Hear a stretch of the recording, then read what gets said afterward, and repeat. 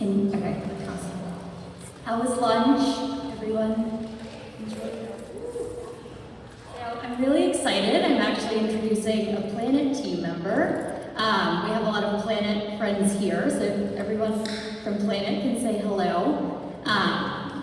Wave, guys, you're in the back. Yeah, obviously Planet's been super helpful in getting this all put together, so I'm really happy that everyone could come. So I am introducing JED, Jecelin. Some interesting facts that I did not know about JED and his career, which I'm very shocked about, so I'm going to read off this sheet. JED spent 12 years at Under Armour, serving as the Senior Global Creative Director, where he built, as we all know, a generation-defining brand. Before that, he was leading creative, campaign, and communications teams at Like Mason. So today, we are really happy that we have JED at Planet. He serves as our Executive Creative Director, working with our creative teams, helping them lead Planet's big, brave brands, which is a tongue twister for me to always say, with our clients like DuPont, Toro, AutoZone, just to name a few. But my favorite thing is that JED is actually my mentor, so we get to meet every other week and just talk about life and work and everything in between. So I hope you all get to learn as much from him as I do. So everyone say hello to JED.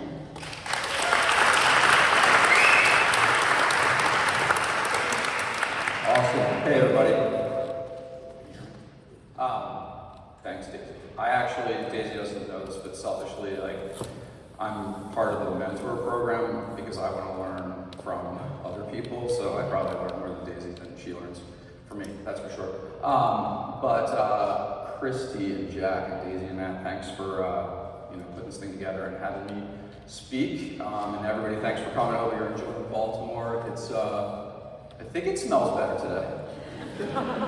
It doesn't smell like that normally. So when you go back and talk to your family and friends, don't tell them Baltimore smells bad, because it really doesn't. Like Daisy said, I'm the creative director at Planet, and I was at Under Armour for a long time. Actually, we'll talk about that a little bit, and I'll get into Like Mason stuff too. The one thing that I want to talk about, or ask you guys first, is I want to try to get a generation breakdown of the people here. Any baby boomers? Gen Xers? Best generation. Millennials? Nice. Z's? Okay, cool. All right, so I asked that because the way that I approached this presentation was I took a note from Esquire magazine, and so the Z's know a magazine is a paper-based piece of media that has pictures and stories and advertisements in it. But there was a column in Esquire called What I've Learned, and it was in every issue. It's usually celebrities or significant figures, and there was an interviewer named Cal Fussman who interviewed them all and put these things together, and it was really cool to just learn what seemed to be genuine lessons. So I thought back on some lessons I learned, and that's how I put this presentation together. So hopefully that'll be interesting. I also like to, when I see a presentation, I like to know something about the person a little bit more than maybe their resume. So for me, I like movies, writing, and basketball. Those are like third, fourth, and fifth best things. First is my family, and second is pizza. But that little thumbnail on the left is Pulp Fiction, which is my favorite movie. I saw it 7 times in the movie theater when it came out, and it just changed the way I thought about movies and storytelling. I don't think I knew the word storytelling at that point. In the middle is a book called The Road by Cormac McCarthy. Anybody read that? Like that book? You're a dark human being. So am I. It's the only book I've read twice. And then on the right, I love basketball. I love Maryland basketball. But my favorite athlete ever is Walt Williams. Has anybody heard of him? He saved the Maryland basketball program, basically. They were in trouble, and so some really bad things had happened, and he was an incredible player. He could have just left at that time, but he stayed, and he was incredible. Played in the NBA after that too, but that always makes me happy. So that's a little bit about me. Okay, here's what we're talking about today. We are talking about presenting but I think we're more talking about individuals doing things to the best of their ability.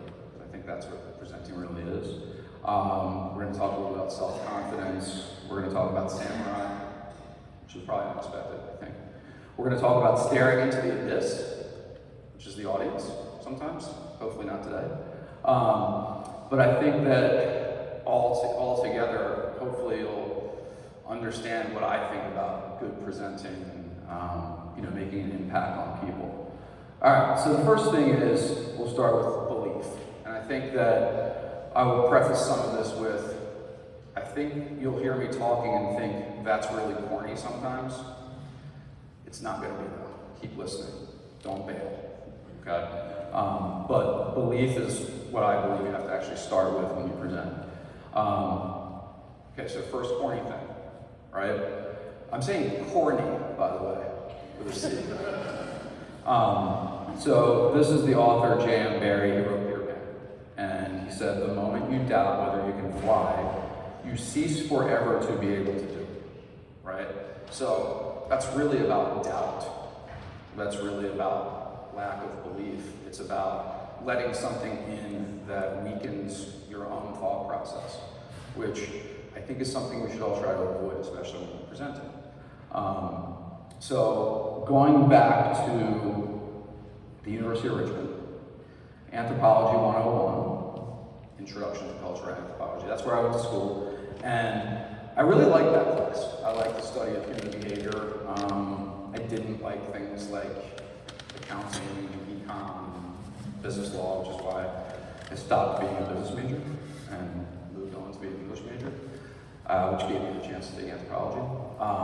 But one of the lessons that stuck with me back then was basically the professor was like, where do things come from? Why do things happen the way they do? And those are the results. And she said, it's because of the way they behave, the way that they act, what they do. And I was like, oh, that's it. And then she clicked one more, and she said, but behavior comes from belief. So she gave some really interesting examples, I thought. For example, if you think you're not really going to do well in a class, then you start kind of mailing it in. You don't study as hard because you just don't think you're going to make it, and then you get a C. Maybe a D. C's actually all right with me. You're dating a guy, and you kind of think maybe he's not the one. You stop answering texts promptly. You stop doing those little fun things, and then it's over, right? You believe you can be the best account director in the history of the world, right? You start taking classes on relationships. You maybe get your MBA, you start learning more about business. You're able to talk about everything having to do with the go-to-market cycle with your clients and things like that, and all of a sudden you're part of the advertising hall of fame, right? So belief, behavior, results. So it's sort of believe in yourself, but it's more believe in the holistic process of, in this case, presenting. So, all right, how do you believe? It's easy to sort of stop with believe in yourself. In relation to presenting, and I think maybe some other things too, there's 4 things here that I think are really, really important. Understand what you're presenting. It's kind of obvious, but we all work in marketing, we all work in advertising. We may have heard people we work with say, I'm not X, so I can't market Y. That's your job. I didn't know anything about mutual funds when I started working for a company called Lake Mason. In fact, I was shocked that I was walking in the door the day I walked in there. But I learned. Might sound very weird, but I didn't really know much about women's underwear or sports bras when I started working for Under Armour. But I wrote about them because you have to learn things. So whatever it is you're presenting, or whatever it is your team is presenting, you can't say, I don't really get that. If you're part of it, you gotta understand it. Second thing, poke holes in it. And that's not, I don't mean, okay, creative teams presenting something, for example, and you just start saying, this sucks, you guys are the worst. Can't believe you thought of that, that's not good. I don't mean that. I mean, think about how the recipient is gonna see it, right? Think about what they're going to say, think about the holes they're going to poke, and have a response ready. We've probably all done that to some degree, but you can do it deeper than you think you can, especially when you know the clients. You know, when you don't know the audience that well, it's obviously a lot harder, but when you know the clients, think through it and be ready. Sell it, right? Figure out how to sell is the third one, right? So I feel like going back to the brief or the ask, whatever it is you're presenting a solution to, obviously be able to say it is answering that, obviously. But if you're zagging, I'm sure there have been plenty of times when people here have presented an idea that they were worried that the client wasn't really asking for, but they still thought it was good for some reason. That's what I mean by zagging.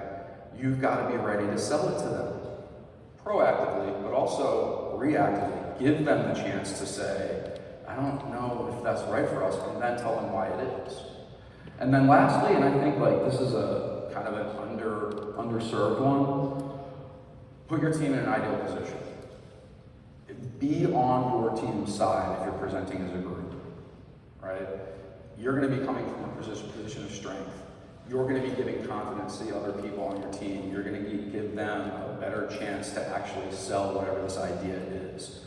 We've probably all also been in situations where something didn't go well during the presentation.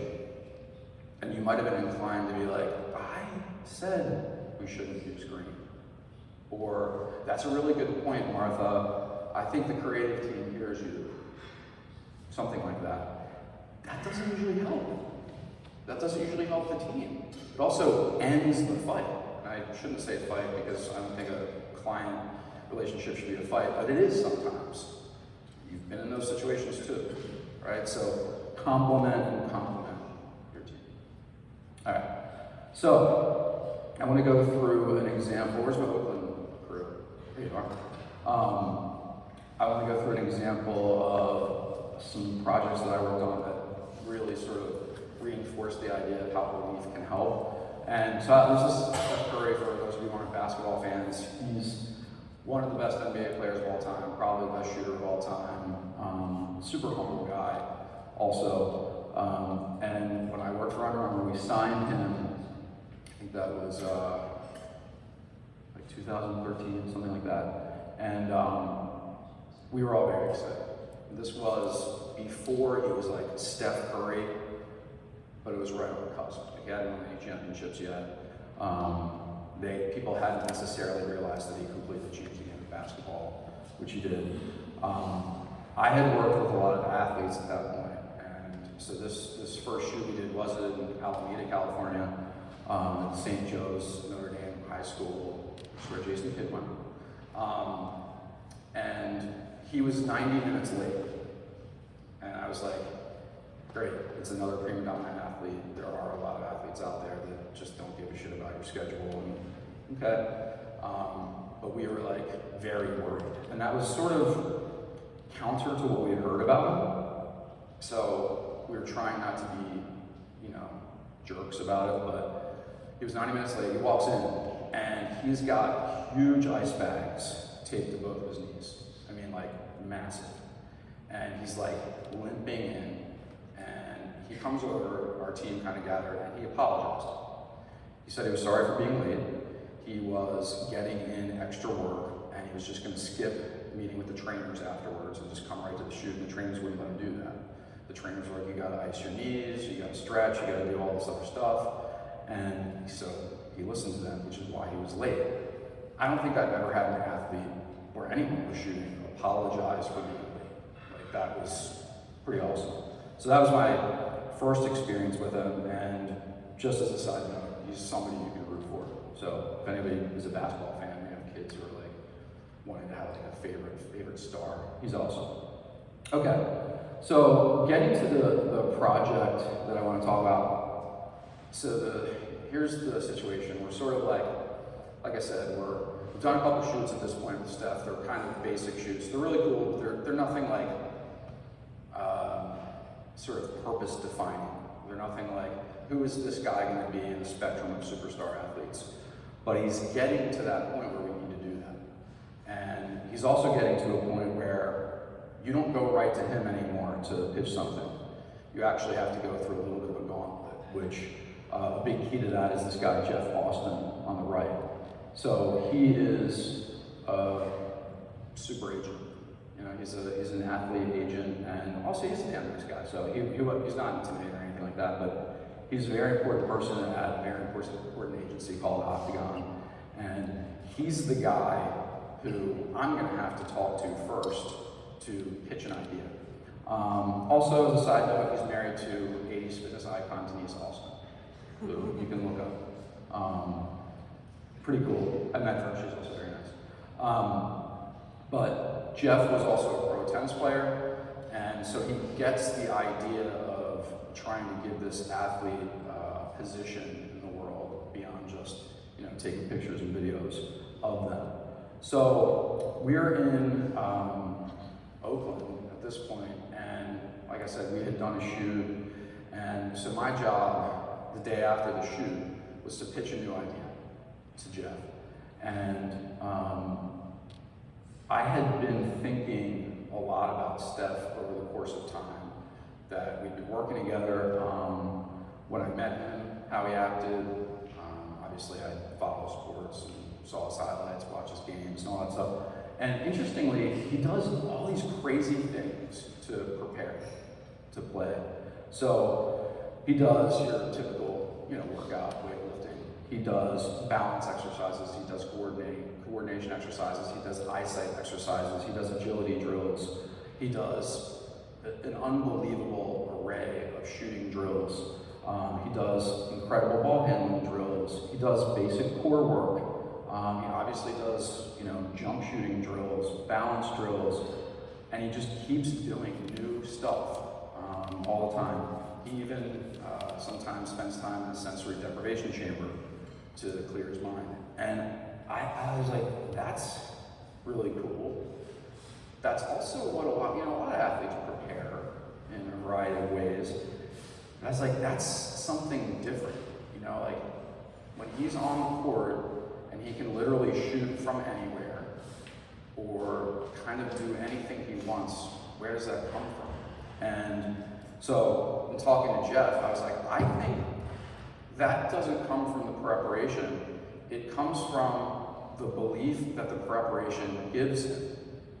And he is able to do these things because he has such extreme belief in his capabilities and how much he's prepared that he can do anything. Ironically, he actually puts a piece of Bible scripture on his shoe that says, I can do all things. And so it was this idea of belief, and I didn't mean for it to connect to the stuff that I just talked to you about, but it did. It did in my mind too. And I even told Jeff that. Ironically, that morning I was so, we had shot the day before, it really went well. We went out that night, and we had too much to drink. So I was drinking orange juice, water, coffee, chewing gum, all that stuff, and it was making me more and more like passionate and believing in what I was saying. It was weird. I guess alcohol does a lot of things to people. And the depression hadn't hit me at that point yet, so that's good. But I was like really into it, and so was Jeff. So I convinced him that we should make this video that is essentially Steph making a play in reverse. And what happens in reverse is there's a voiceover of Steph that is basically him talking about all these things he did to be ready for that moment. And so I'll show that video real quick. I think.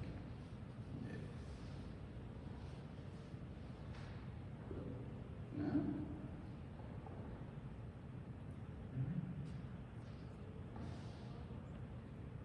This is going to be ironic when I come up with my next part of the video. All right, so that's not playing. Anybody know? Should that video play?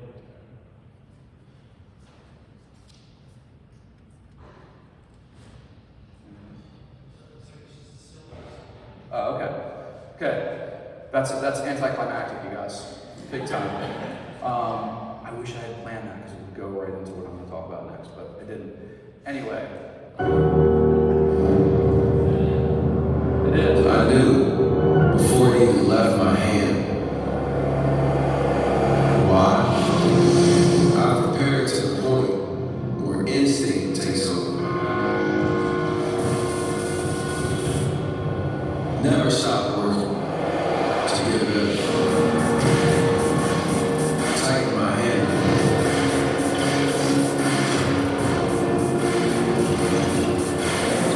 Straighten my body. Preparing for the moment when the game is on the line. So yeah, I do. Because every shot I take is the most important one of my life.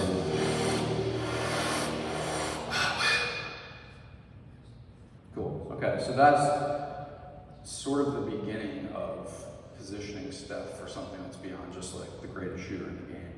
And there's another video a little bit later, just FYI.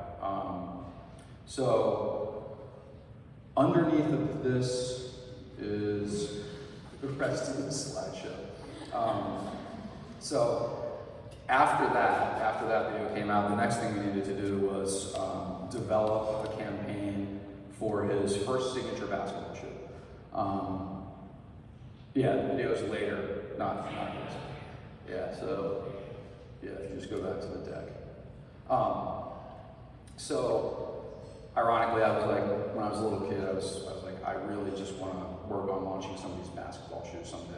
That's sort of a dream of mine. I kind of wanted to work for Nike back then, and Rubber didn't exist. So I did get that chance, and they liked that video so much that, so the next one, this one, yeah. They liked that video so much that they wanted us to keep working on this idea of belief. And interestingly, Steph Curry's a very sort of religious person, and so some people interpreted this belief thing as having to do with religion, but it really didn't have anything to do with that. If that's what Steph wanted to interpret it as, that's cool, obviously. But really, this line, charged by belief, was sort of the outcome of this idea of all of these things that happened in his life, all of these little moments came together into this person who believes in himself. And interestingly, this shoe had a new cushioning technology in it called charged cushioning. So charged by belief was sort of like a double entendre, maybe? So that was kind of a great experience for me, and the idea of believing in what you are pitching worked well for me at that point. So I was happy. I wanted to ask you guys if anybody has anything that they do prior to presenting. And it doesn't have to be like literally right before, but prior to presenting, when nerves might be there, like what do you do to ensure that you believe in what you're doing? I play music, what I consider my personal anthem, theme song. Nice. Music, walk-up song? Yeah. Good. Anybody else have any ideas? They do. Okay. Awesome. Anybody else? I tell myself inevitably there'll be something that trips me up during, so just like prepare to pivot. That's awesome. I feel like that can happen. Always, like the slide, right? Like it just it's gonna happen every time. So I tell myself sometimes when there's a particularly important presentation, I think of belief behavior results, because I've definitely gone into presentations where I've not been in a good mood, or I've been maybe a little less confident in something, but showing that or feeling that and letting it make you behave a certain way will result in something that's not as good as what you want, from what I've seen. Okay, so this is going to be ironic at some point, I think, in a really cool way. All right, so the next thing I want to talk about is another lesson I learned, which is from the samurai. Bushido is really sort of the principles that samurai live by. And I did some studying about this, and I'm not comparing the life of a samurai to the life of an agent agency professional. That would be really weird. But you can take lessons from things and apply them to other things, and that's what I'm going to try to do here. Okay, so another quick question for you. You're about to present. Like, what could get in the way of a bad presentation? AV stuff doesn't count. That's not a good answer. What could make you worried or anxious, tense? What do you think about? Big one, big one. What else? Blanking, great. Imposter syndrome, good one. An unrelated problem. Unrelated problem, can throw things off. What else? Last minute changes, that happens a lot. Lack of preparedness, that's a toughie. What else? These are good ones. Mistakes? Lack of confidence or presentation that's not all. Yep, lack of confidence. These are awesome. So, I really thought about this a lot. And I also happen to, I teach a class on writing at a local university, and one of my fears is people falling asleep. Because kids do that, which is like really annoying. But then I think back, I definitely fell asleep sometimes in class. But there's really a lot, you know? It's like, if you look in the audience and your boss is in the audience, you could look at your boss's face and your boss could be like, you know, are you really nailing it? Are you rambling? Who else is in the audience? Caveats, like you have to start with all these things. This is FEO, this is that, this is the other thing. And people are like, please be quiet, please finish. How you look, right? People generally care about that. Blanking, the sound of your own voice, right? If the content is good or not. So there's a million. I didn't even put like, well, tech issues, yes, but like what's happening when the other people aren't on camera and you're doing a good Zoom. That's a nightmare, right? So there's a lot of things to worry about. And this is sort of where this Bushido samurai stuff comes in.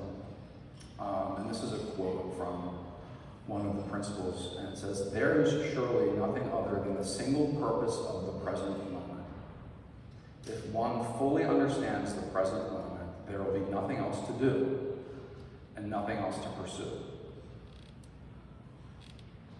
And I think that's a really interesting sentiment that essentially is living in the moment to some degree. I also think that image is so cool. Just this lone person, you know, being sort of in the moment. So, a couple other quotes that are sort of, I am going to parallel advertising with Samurai a little bit. This comes from that same text. "Being resolved that they may die tomorrow, encouraged that they may die tomorrow. Encourage samurai to live a life of value rather than succumbing to the anxiety about the future." The anxiety about the future can come from that huge web of things that you all came up with, or a million other things that went on, and something going on in your personal life, who knows. This guy on the right is, I guess if there was a best copywriter of all time, he would probably win it. It's Jim Riswell. He worked for Wyden Kennedy back in the days when they were making really sort of some of the most revolutionary Nike stuff. And he says this: "When you come to the realization that advertising is not that important, it allows you to drop the pretense and make better advertising." And what I think is interesting about both is they're sort of like paradoxical inside of themselves. It's like, relax, because you're going to die. And it's like, this is your career, don't worry. Right? So it's strange. But really, it means this. And I think that's one of those things that's in times of loss or tragedy or sort of like seriousness, people are reminded to live in the moment, right? People are reminded that you only get one life to live and all that stuff. But day to day, I'll just say I am challenged to remember that, you know? And one of the things that this one text that I read taught me was about being honest. It's sort of related to this. Like, if you're talking to somebody in business or professional life or personal life, and you're politicking, you're not being honest. You're probably not saying what you really think. You're probably not saying what you really feel because you are worried about what's going to happen down the road. How is this going to affect someone's perception of me? How is this going to affect our workload? How is this going to affect the rest of today? Who knows? Well, guess what? You could be fucking dead tomorrow. I was going to try not to, man, but sorry. It's only one F-bomb. But I personally try to be very honest and real all the time. And that doesn't mean like not caring about the other person. To me, it's actually the opposite. But it's like, what's the point in like dancing around things? What's the point in trying to get somebody to think like you through this weird way of persuasion? It's like, figure out what you think and then communicate it. And also, you know, act like that. I was over the table earlier before this, and I was like, I have done a lot of presentations, and stuff has gone wrong. Some of them have been great, but I still am nervous before them. It's just, I still am. You know, it just happens. But I do think about this a lot. And I'm like, it's important, but it's not that important. I could be gone tomorrow. Just try to have fun. So, all right, another thing. Like, all right, you know, you can die tomorrow or whatever. Cool. How do you remember that? And this is another vagary, but you have to put yourself out there, right? All the stuff I was just talking about how there is some sort of surface level of fake communication going on sometimes. That's not the real you. You are not opening up whatever your superpowers are, let's just call them. You are not being your true self when you do those things. You're not taking risks, usually. You're not feeling confident in some chance you're going to take, right? And you probably should take the chance. You probably should feel confident. I mean, I look in this room and like, you said imposter syndrome, I think. We all have had it, we all probably still have it. Every time you get a new job, you have it. It's like, it's absurd, but you're all up and coming superstars, which means you've proven yourselves, and you know, it's like, you should be confident. So, put yourself out there. So another, I would say quick example, but it might not be. So again, when I worked at Under Armour, we were launching this new product line. It's called UA Rush, and it was basically apparel that had this coating on the inside, and the coating reflected your own body heat back into your body, creating more energy, creating the ability for you to be stronger, faster, have more endurance. Fractionally, yes. But this was stuff that was tested and studied and still exists on the market today. But it was being billed as like a reintroduction of Under Armour completely. Because it was like basically called the base layer. It was the new base layer, like the best thing ever. So things like that at that place, they took on a life of their own. They became highly critical, highly important. They became highly criticized. You had to try to build momentum around these things and honestly build belief in them for everybody to sort of move in one direction and not start pointing fingers at themselves, at each other. It was actually a very political place, unfortunately. But this was supposed to be a really big deal. So I'll set the scene for this one. So Under Armour bought a new area over, it's called Baltimore Peninsula now, and we were going to move from the existing campus over to this new campus someday. And one of the buildings was a Walmart. And so the Walmart building got completely cleared out. It was, imagine walking into a huge Walmart, like one of the real big ones, and there's nothing in there. That was that. So we decided we're going to have a global sales meeting, the biggest one we've ever had, at this building, this Walmart, ironically. And we're going to just invite a lot of people.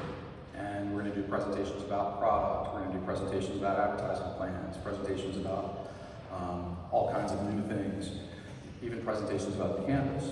So invited were about 2,500 people.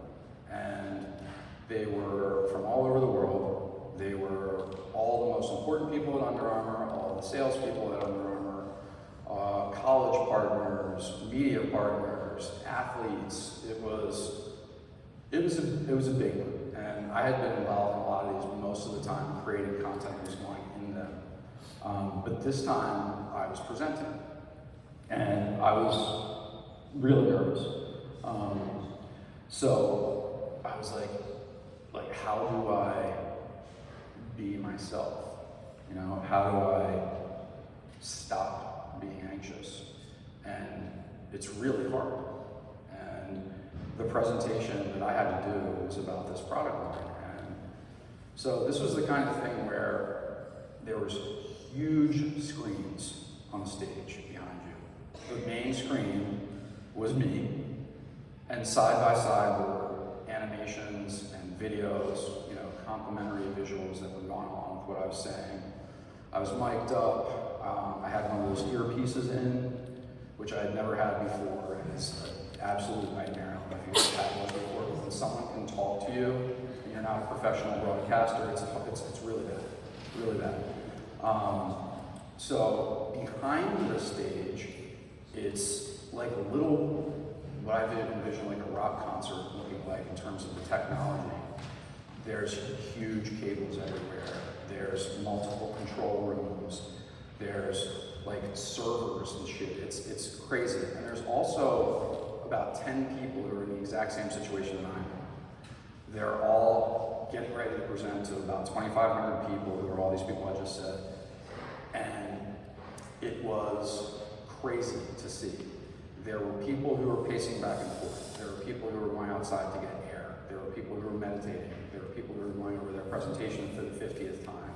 There were people who were getting their mics checked. It was the least calming thing outside of like an ER. Like, did anybody watch The Pit? I mean, like, I would definitely rather be where I was than The Pit, but it was like, I was like, Jesus, this is like, what do you do to calm yourself down? And the thing is, I anticipated this, which was good. So I was like, how do I be myself? And you know, I remember like, I could die tomorrow. So I'm like, I'm gonna do this presentation in front of all these people. I love this brand. I have put together a lot of really cool work. Now I get to share it with these people. I don't have to share it with them, I get to share it with them. And I'm like, okay, well, how would I do that? So I'm like, I would try to be genuine. I would try to be a little funny. I would try to be honest. I try to be self-deprecating. So I came up with this idea. And it was to introduce a character named Ned Jecelin. My name is Jecelin. And to talk about how this kid, Ned, when he was little, he wanted to be able to jump higher. Right? He just wanted to be able to jump a little bit higher. Just like this UA Rush stuff does. It gives you a little bit more of what you need. And I brought back these ads of strength shoes. Has anybody seen these before? No, has. Has anybody worn these before? It's a very, very dangerous experience.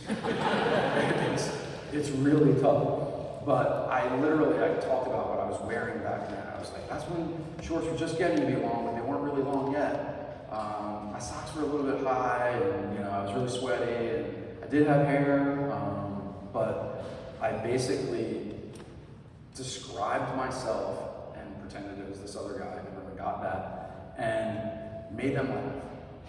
Made them think about how important it is when you're a little kid and you have some kind of dream that probably isn't going to happen. How important it is to get better at something and what it feels like to want to be great. And then I rolled that into the rest of the presentation, and that was that. And I remember the CEO of the company, who is he's a bit of an asshole. And that's maybe the understatement of the year. He texted me right after the thing, this really long text, and even though I was often frustrated by him, it made me feel so good that it had resonated with him. He was saying that this is going to be good for business, and that was the whole goal of my presentation. And all I really did was remember, like, I could die tomorrow, so this is kind of a good thing. All right, we're going to skip this video because I got not a lot of time left. Okay, real quick. These are like totally different than the last things. Anybody know who this is? Len Bias. Okay. So he was a superstar basketball player for the Maryland Terrapins back in the mid-'80s. And like he was sort of the first athlete that I looked up to. This is the third basketball reference. I like basketball. I love the guy. He was an incredible athlete, good shooter, could jump like so high, very strong, good teammate, just everything. You just look at the guy. He's like complete badass. Also seemingly nice guy. So if you don't know the story, he was drafted by the Celtics, and he was basically going to be joining a Celtics team that was all the superstar players were getting a little older, Larry Bird, Kevin McHale, people like that, and he was going to re-energize them and make them amazing again. Everybody was like incredibly excited. 2 days later, he died from a cocaine overdose, and it was really sad. I remember the day it happened. I was at Boys Latin High School in Baltimore. I was at basketball camp. It was over the summer. Walked out at like 3 o'clock, I guess, real sweaty. And this mom was crying. I saw a mom who was crying. And her son walked over and she said, Len Bias is dead. And I just actually still kind of chokes me up a little bit. My mom was picking me up. I think I was 12. And she heard the mom, and I looked at her, and she just nodded her head. And it just killed me. So what does this have to do with audience? When I was in college, I actually mentioned this before, I switched from a business major because I'm a dummy, and changed to an English major. My first English class was sort of a composition type class. And I was like, I want to write about something interesting and something that matters to me. And so I wrote an essay about that. And so I come to class maybe a week later, and the professor goes up in front of the room and she puts a transparency up. It's sort of like something you'd put on a screen. And it's my paper on a transparency. And I'm like, oh God, please not another bad grade. And she started reading it and she started crying. And I was like, I did something. I made an audience that I didn't really even know feel something, right? So I kind of took a chance, but I really didn't know the audience that well. If I had, if I knew that she was like an emotional person who was easy to make cry, would I do something differently? I don't really know. But it taught me something about who you're talking to and trying to be prepared and intentionally actually trying to do that. So real quick, I worked at a company called Legg Mason for 6 years. This is the Legg Mason building. It was the second tallest building in Baltimore back then. We don't have that many like real skyscrapers, but that's one of them. This is Chip Mason. He's the Mason in Legg Mason. He was the CEO of this company. Very big deal in Baltimore and a very big deal in the asset management industry. I look back on this and I'm like, I think about this, all this Bushido stuff I was telling you about, and I was like, I cannot believe how important I thought all that shit was, but at the time, I did. So he's a really important guy. He's up on the 27th floor, right? Over there on your right is a mutual fund manager, even cooler, named Bill Miller. And at the time, he was like Jesus of investing. He beat the S&P 500, I think it was ultimately 13 times in a row. No one had ever done more than like 8, something like that. So it was like, he's the best. People walked around him like literally like he was God. People were very scared. This quote in this article says, if Miller is wrong about Amazon, it will be his most public failure ever. But if he's right, it will rank as one of the greatest calls of all time. He was right. That was when I was in the bookstore. So he was a special guy. So for the 20th anniversary of the Legg Mason Value Trust, which was the mutual fund that he managed, we had to do this, create this special annual report. Okay, so I know everyone's thinking that's the thing that I have delivered to myself that I never look at. I know that. I'm well aware. But this was a really big deal at this company. So we had to create this awesome annual report. Actually, as annual reports go, it really was good. But I am the one who has to show Chip Mason. So I was in charge of marketing communications at that point, and I was 28, so I wasn't like super young, but I also wasn't super seasoned, I would say. So I got to go up and pitch Chip Mason on the cover of the annual report so that he is bought in. So we were thinking about these two concepts. One is like this vintage globe.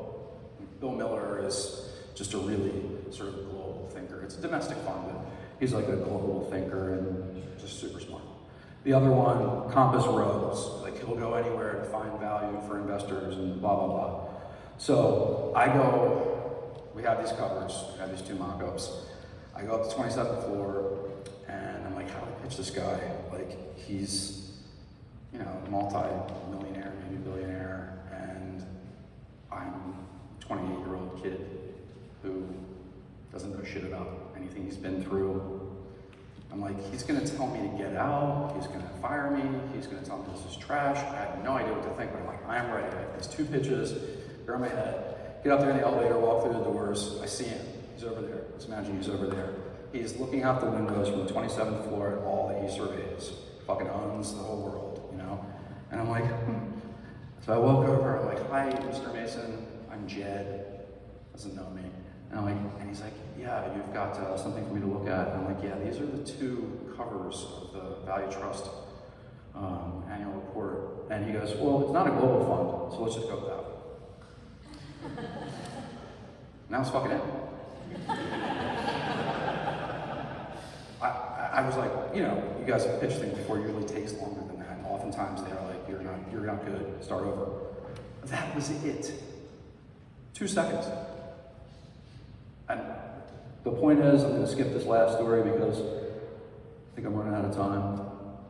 The point is, sometimes you just don't know. So, with all that said, I do think preparing is a good idea, but sometimes you got to roll with the punches. All right, I think that's my time, but does anybody have any questions? If not, no big deal. If so, great. Oh, we have? No? Good. Okay, cool. Thank you. Sorry for the